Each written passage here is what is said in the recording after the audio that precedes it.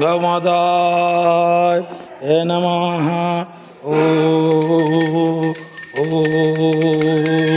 ओ गौमाताय नमः दर्शयामि। गौमाताय दर्शयामि। राधे राधे राधे राधे राधे। अतुलित बलधामं हेमशैला वेदेहं धनुजवनकृशानुं ज्ञानीनामाग्रगण्यं सकलगुणनिधानं वानरं दिशं रघुपतिप्रियभक्तं वाजातं नमामि। गजाननं भूतगणाधिसेवितं कपितजम्बोः फलचारुभक्षणं स्करं नमामि।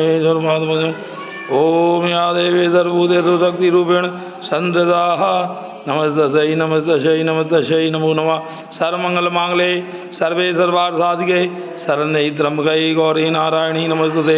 प्रथमं शैलपुत्रीं द्वितीयं च ब्रह्मचारिणी तृतीयं चंद्रगंधेति चतुर्थं कूष्मांडा पंचमं सुदामा षष्ठं कात्यायनी सप्तम कालरात्रि अष्टम महागौरी नवम सिद्धिदात्री सकले मनोकामना सिद्ध्यति। मोर महामाया भगवती की जय।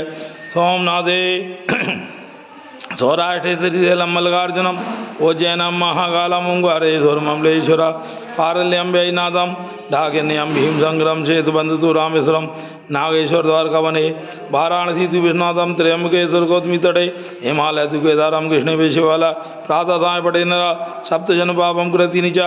बोलो शंकर भगवान की जय।